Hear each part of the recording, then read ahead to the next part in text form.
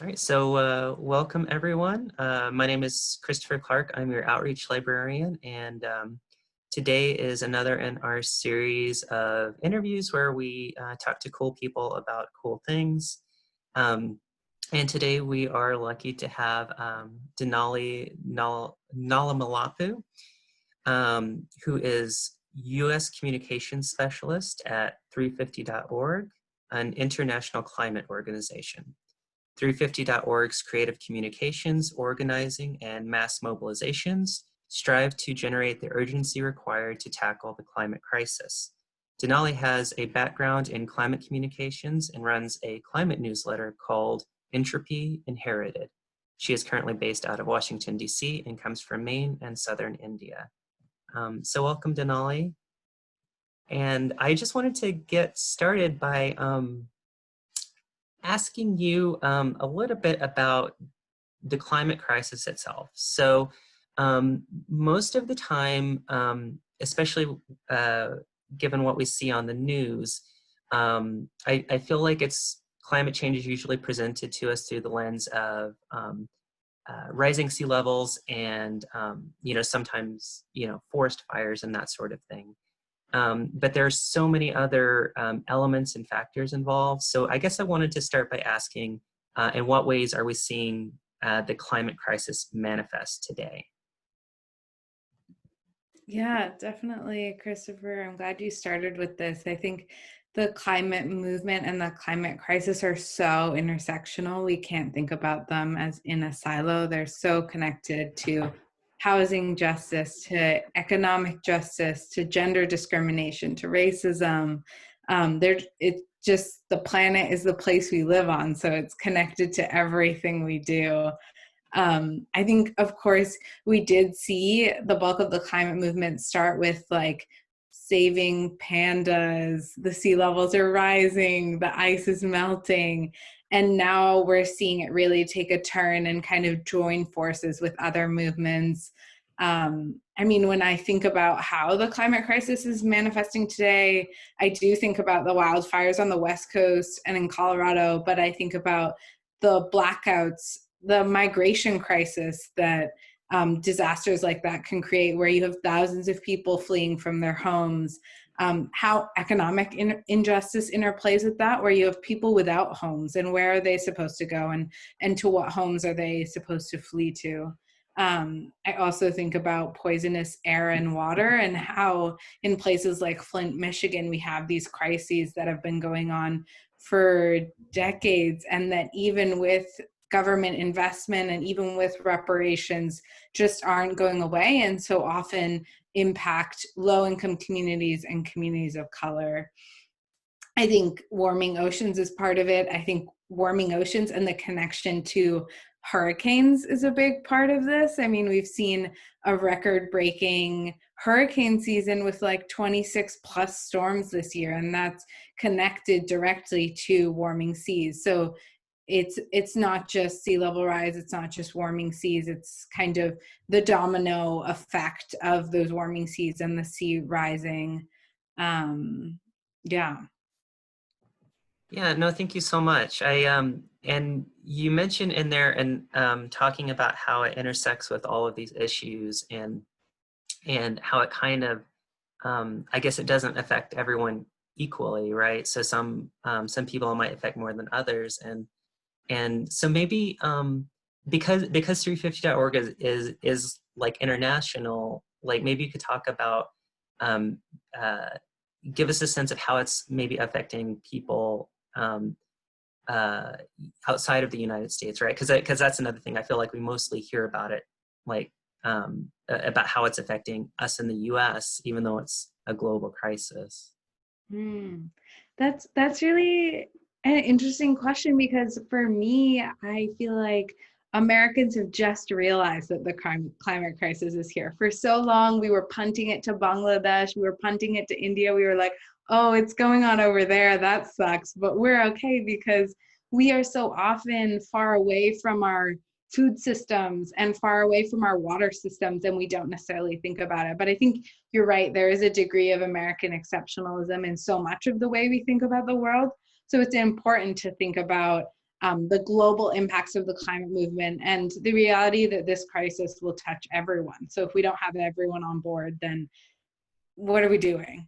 I think something that comes to mind is a number Oxfam recently released that the world's richest 1% are responsible for the emissions of more than twice the carbon dioxide of the poorest half of the world.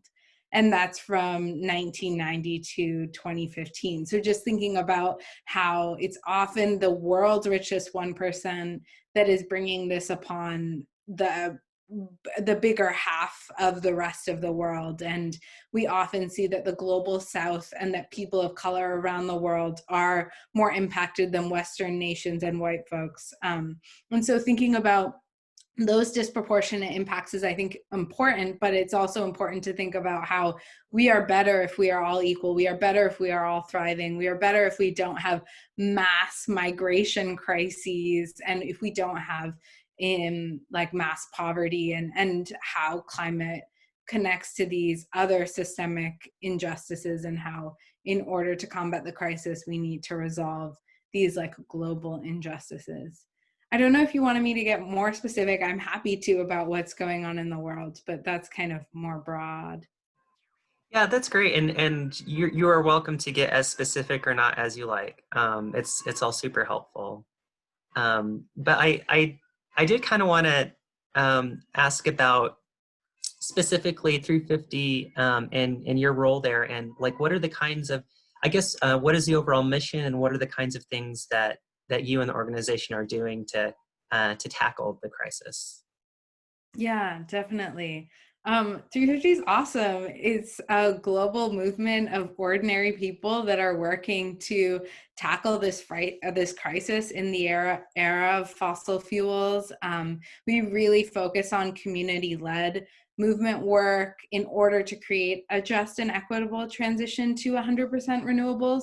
So our mission is really around ending fossil fuels and kickstarting this transition to clean energy, but like really centering communities and the people most impacted in that work. And our aim is to build community and run politically targeted campaigns in order to get elected officials who will bring us the change that we need, and really face the climate crisis at scale.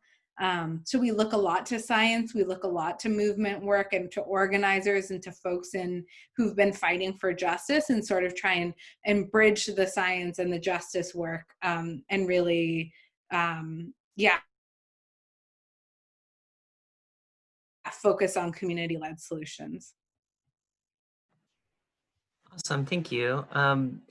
So I guess I did want to kind of ask for those who might be interested in in 350, or who maybe are just kind of coming to an early awareness of climate change and everything involved with that.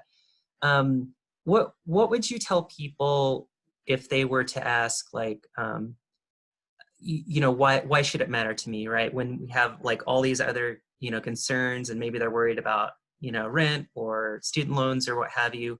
What would you tell them as an activist to kind of let them know why climate change should matter to them? Yeah, I think that's a really important question, especially after 2020. There's so much exhaustion, so much overwhelm. Everything's in crisis, and we could donate all our time to any given crises. And I'm not here to say that the climate crisis is where everyone should put their effort into, but I think there's a real opportunity in the reality that the climate crisis touches everything. So if one is struggling to make rent, and you're joining protests in your own city, like cancel rent protests or protests against like different city regulations, there is a big opportunity to think about climate. I mean, we're seeing in Miami, housing advocates are really worried that if they get one more storm, there'll be a mass housing crisis with 1 million people out, like without a home, and much of that will impact low-income people. So I think there's a real opportunity at just like the nexus of this movement and how it touches everyone. I I think the climate movement work can be unique in that people often think about it as very granular. They often think like, oh, I need to stop using plastic bags. I need to stop using plastic straws. I need to donate to save the turtles. Like, I need to do all these things.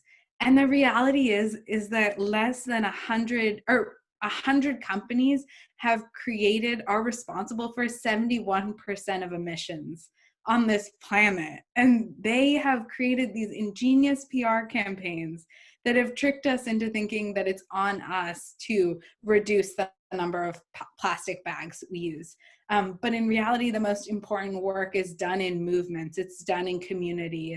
It's done in like conjunction with others. And I think the reason why I emphasize that in this question is that it's so understandable. I mean, we all get exhausted and we all feel the burden of the world, but I think when we're in community and we're doing work in movements, a lot of that burden is shared, and so is in some effect lifted. And there are people to pick us up when we're down. We are there to pick one another when we're down, and we're there with collective spirit, and we're really kind of making the most of this part of human nature that thrives on being in community with one another. Yeah, so I'd say both making the most of the nexus with anything else you're interested in is big, and also really working in movements and not feeling like this is all on you. Awesome, thank you. So I wanted to ask, how did you get started in the movement? Like, was there kind of like just a big moment that you decided this is where the best place for my energy? Yeah, I mean, Christopher, as you mentioned, I grew up in Maine and in southern India, and I grew up on the coast of Maine, in like amongst like fishing and farming communities, and in southern Maine in my family is farmers, and so really saw the impact of sea level rise on food and economic security in Maine, and then the impact of floods and droughts on food and economic security in southern Maine. And so from a young age was kind of steeped in this work without knowing the name of the climate movement or like what the crisis was. I was really thinking about it more in terms of food justice and economic justice, and looking at gender dynamics in my family and seeing the way I was treated as someone of dark skin in Maine. Like all of these different issues kind of came together. And alongside that, I'm someone who's super connected to the outdoors, and I've always really been drawn to spending time outside and reading environmental literature. And so I went to college and ended up studying English lit. And that's what I love, and was able to make that degree a study of climate change fiction and environmental literature and eco-feminist literature. And so from there found my place in the movement in communications. I think this like kind of rambling story is something that's shared by a lot of people in the climate movement, especially a lot of people of color in the climate movement, because to be frank, the climate movement wasn't open to people of color for a really long time. And so many of us have found our way and fit ourselves in this narrative, and bring like very rich backgrounds of really directly experiencing the crisis even before it was named in our communities, to our work. And that's something I'm really grateful for, because I have the background of someone from a rural space, even though I'm living in a city. And so I'm able to think about the way climate communications can be inaccessible and might only speak to specific audiences that have a certain privilege, and sort of try and trouble that reality. Thank you. And is that kind of something you do through your newsletter, in terms of like communicating that in an accessible way? Yeah, definitely. That's the whole point of the newsletter. Basically, one of my best friends and I were on the phone, and we were like, we have this issue with climate communications where it's never speaking to people like us and communities that we're from. She lives in Anchorage, Alaska. And we want to fix that. And so then we started this newsletter, and we've been at it for maybe almost, I think, a year and a half. And it's focused on global climate news and really making things accessible. We always try and define terms. She's of a science background and I'm of a humanities background, so we both don't understand what each other is saying enough to be like, hey, you need to define that term. So that's been really great. Yeah, no, I'm so glad that you said that, because I find that as someone who's always been kind of interested in the issue, I always found myself getting a little frustrated, right, when I would read articles that would talk about like the severity of like, and it kept mentioning like 2 degrees Celsius, right, but it never gave a context. Like I don't, like, you know, if I'm not from a science background, I don't know why that matters or why that's a big deal or what that number even means. So it's nice to hear that um, kind of more accessible communication is happening. Yeah, and I think it's happening in a big way in terms of newsletters and podcasts. I've seen there are so many people making climate newsletters and climate podcasts that are really focused on getting people in the real world, not just in like policy chambers, to talk, or their science labs, to talk about the climate crisis and to break it down, which is really amazing. And I kind of I wanted to ask too, because I mean, my guess is probably it can sometimes be very exhausting, like, you know, being in the movement, and it probably takes a lot of like energy. How do you maintain like hope, like when dealing with, you know, like such a huge crisis, and dealing with that on such a regular basis? Yeah, I think that's big. And part of it is just sitting with how big it is and kind of recognizing that the folks we are fighting against are really powerful, rich people, and the world is made for them to succeed. And so, of course, we get these feelings of overwhelm and sometimes feel discouraged as well. So, part of that for me is just sitting with that reality. I think also just it's such a blessing to be able to learn about the community-led solutions that are happening on the ground, and to hear stories from fossil fuel workers who are transitioning to renewable energy, if they are able, and if there are programs and investment in that transition.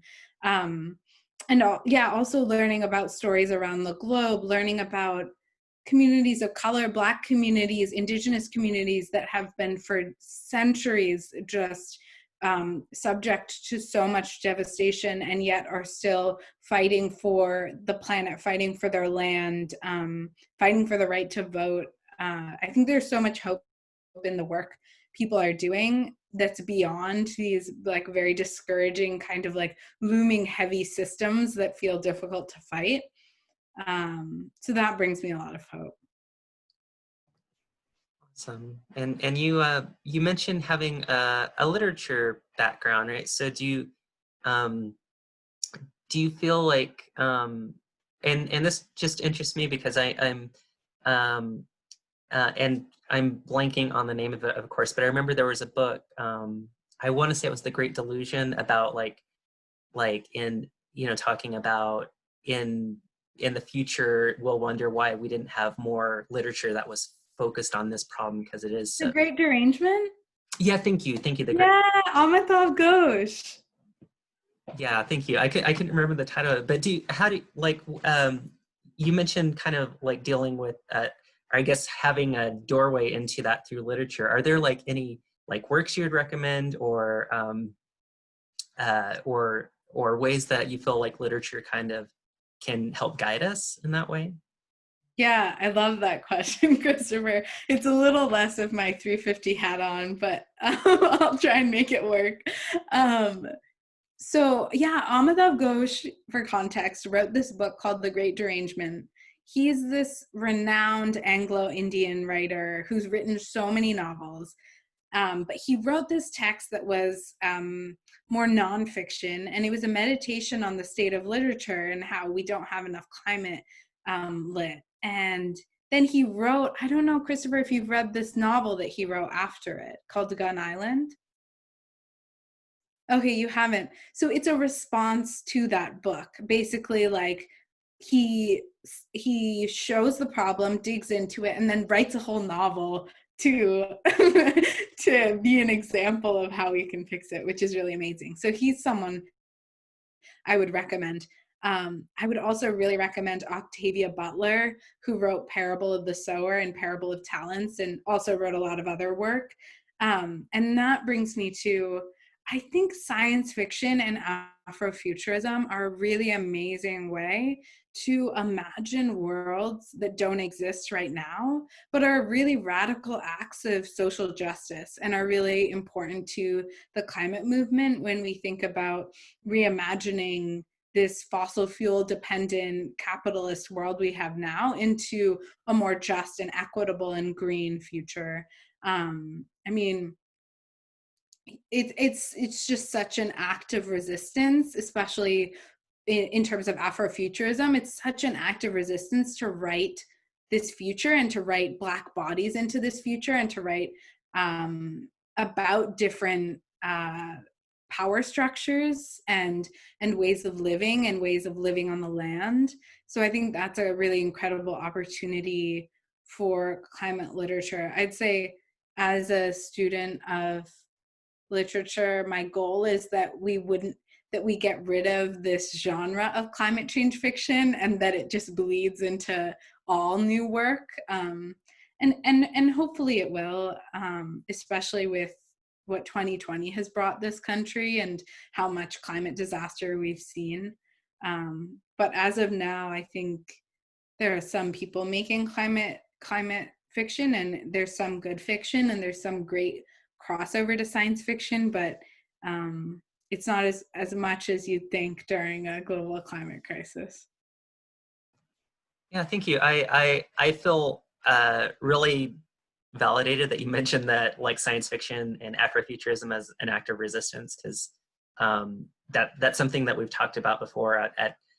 We actually had Cory Doctorow with us a few weeks ago, and he mentioned the same thing. So it was nice to kind of see that as like a site for activism and kind of imagining alternatives. So yeah, thank you for that. I guess I kind of wanted to like follow up with that. So we've talked about kind of how like literature and humanities can speak to that. In terms of the movement, like what are some things that that people can do to like electorally or in their communities or what have you to try and make a difference, I guess? Yeah, I mean, I think getting out to vote is big. I think we can't save our planet without saving our democracy, and I think it's really critical that we ensure that every eligible voter has the right to vote and is able to vote, and that their votes are counted. So I think right now until November 3rd and potentially beyond, it's so big, and 350 is really getting big in to get out the vote efforts. But on an individual level, I can say I've been thinking a lot more about the right to vote and getting more into get out the vote efforts, even as a climate activist, because we can't get anything done unless we have elected officials who will invest in and listen to us in terms of what we need. I think I would also say that our power as movements is so critical, as I mentioned earlier. So I think organizing at the local and state level can be a really great way to get active and to, I mean, I know I've read about some pretty great bipartisan climate action in Utah and in Maine as well. We have some good things going with our new governor, and Utah and Maine aren't states where people might intuitively think of places as a lot of climate action. I mean, so many people think of California and metropolises like New York and DC. But I think as residents of states whose land means so much to us, and I mean, our tourism industry depends on it, our livelihoods depend on it. Like, so much of who we are is our land. And so I think joining movements at the local and state level and investing in local and state fights can be a really big and important way to get to take action. Something that 350 and I believe very strongly is that um, climate change is a systemic problem. I mean, it impacts all the systems that we currently take for granted, and so it needs systemic solutions. So the biggest thing we can do as individuals is join together and uplift those who are the most impacted by the crisis, and really pressure our elected officials to take action. Thank you. So I wanted to, I guess, just kind of ask, I'm trying to think of how to phrase this. The best way I would know to ask it, I guess, is just since you work so closely with the movement and you're so kind of enmeshed in it, like what's your, like what is your sense of like of progress and like our trajectory and how we're moving, like because the sense I'm getting is that there's like some hope and things to build on, but I just kind of wanted to get a sense from somebody who's work deals so directly with it. Yeah, I appreciate that question. I was reflecting on this with my colleagues yesterday, and how much hope we find in youth strikers, and how the youth movement has just like geared up in such amazing ways, which with such ferocity and fervor and creativity. And that's been really amazing to see. I think youth movements globally and also in the United States. I mean, in September of 2019, we had the US climate strikes, and there was such incredible, like, so many people showed up. So many people showed up online, in person. There were so many innovative ways of pushing forward the movement that we saw and that we've continued to see. So I think there's a lot of hope there, especially when we think about how the climate crisis will most critically impact youth, and yet the tools are in the hands of people that will be gone in the next few decades. So it's really amazing to see youth having a voice, and also to see older folks taking youth leaders seriously. I think there's so much urgency to this crisis. I mean, we have 8 years to solve it, according to the scientists. And that's not much time. And so I think while there is hope, there isn't much time to rest, in terms of like celebrating victory. Sometimes I think it is really important to do, but this is a movement that's constantly working and that has a deadline. It's one of the few movements that have an actual deadline, where after there's not much we can do to really kind of ameliorate the impacts of the climate crisis. Yeah, so there's hope and urgency, I'd say. Yeah, that's a really good way of putting it. Hope and urgency. I am. I did want to ask, because you've kind of mentioned it a few times, but I think it's something that is kind of collectively on everyone's mind a lot more this year, especially in terms of like racial inequalities and injustices, and maybe if you wouldn't mind speaking a little bit more about like how climate change can affect especially people of color, maybe more severely than some of us. Yeah, definitely.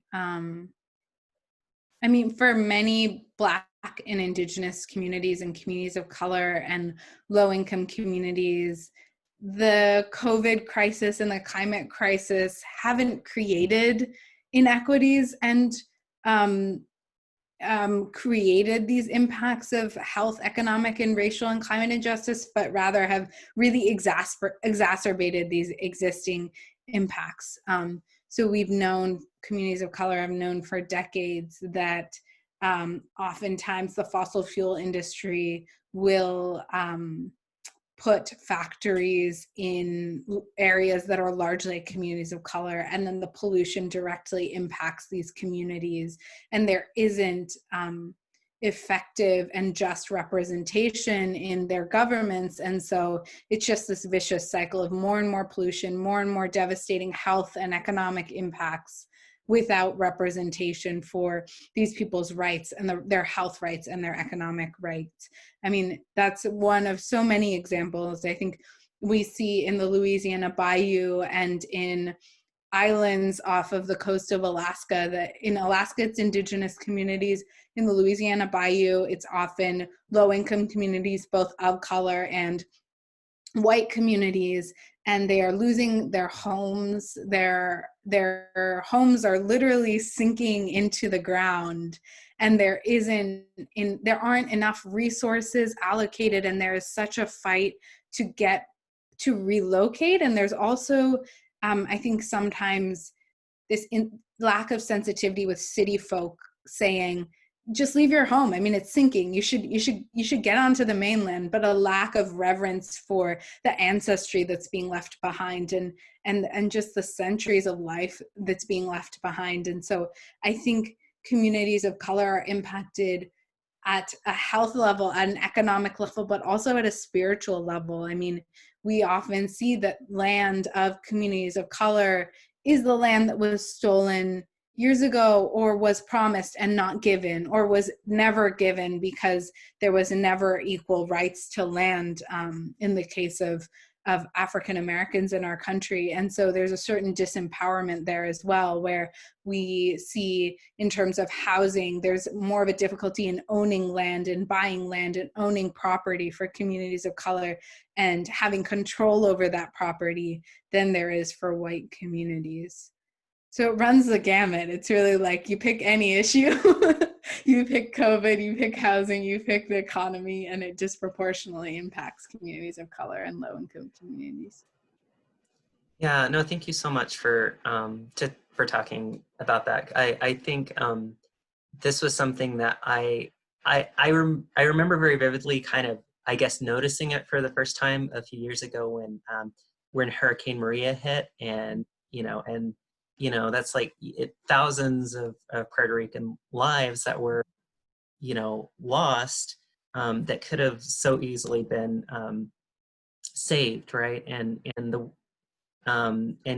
Even though they're American citizens, it was kind of like, because they're people of color, just the way in which that was treated, or rather not treated, and just ignored, and the lives lost was just kind of a very sobering moment. And at least for me, it was one of those moments where I realized, like, oh, this really is impacting people differently. So I really appreciate that. That was kind of helpful in addressing that.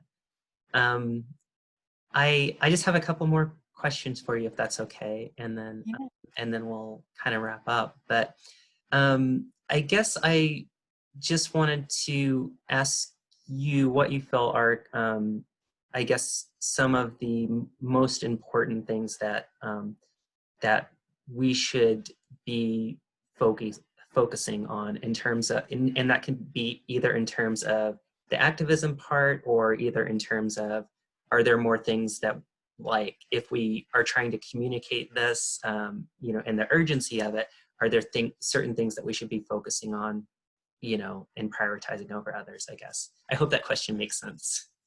So yeah, to clarify, Christopher, are you thinking like sectorally or yeah, what do you mean? Yeah, I guess you could say that. Yeah, just trying to kind of get a sense of, as somebody whose job is kind of communicating about this crisis, like how would you recommend that the rest of us go about communicating to others the urgency of it so we can kind of form coalitions and communities around it, I guess. Yeah, that's helpful. Thank you.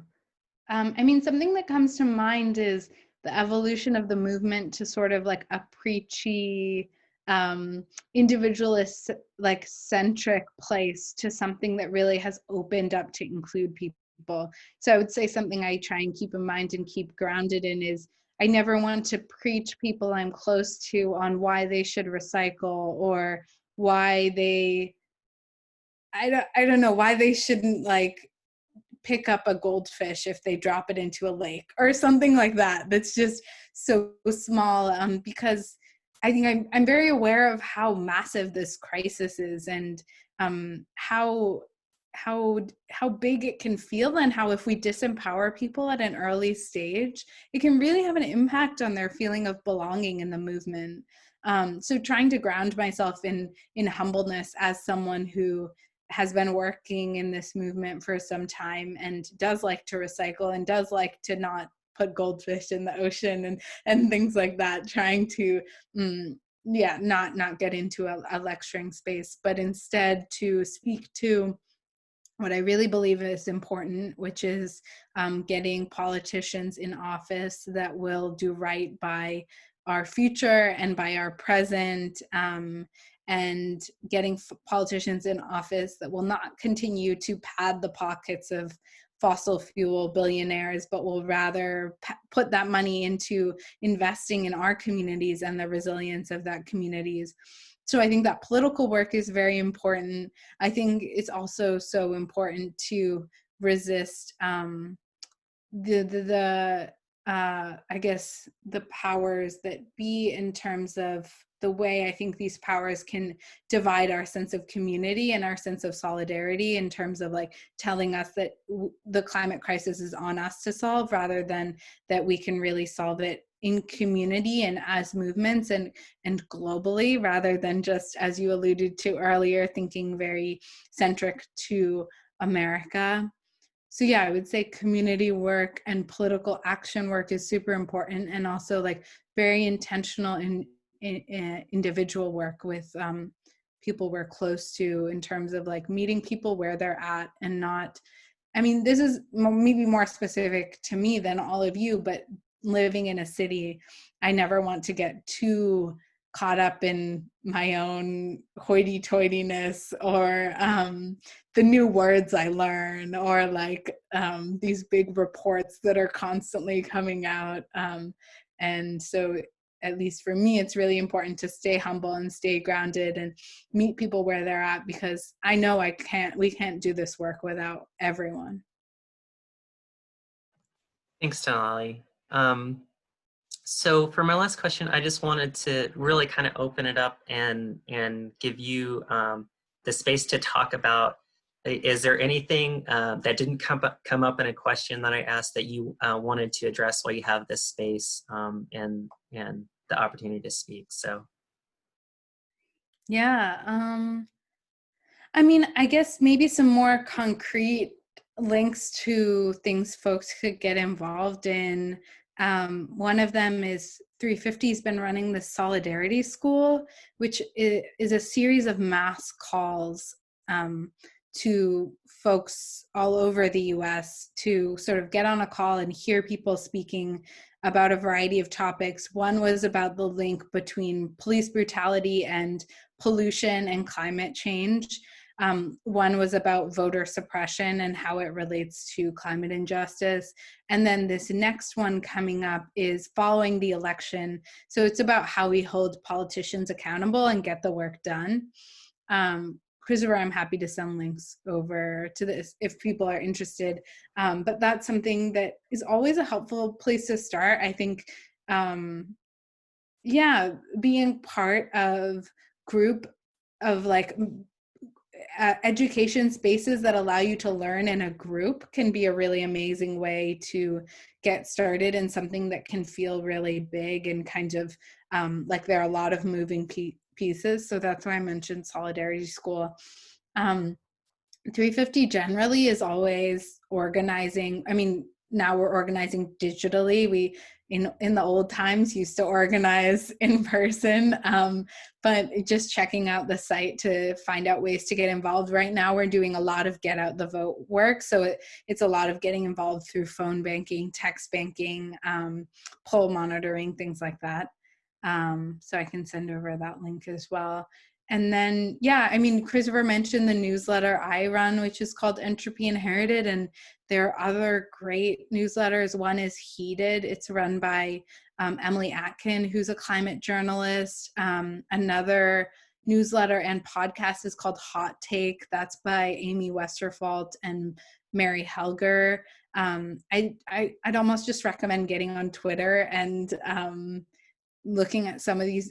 The way I sort of figured out Twitter was just to look at different climate activists who they followed, and then following them, and then that's a really great way to stay on your toes about what's happening in the climate world and also who is creating what.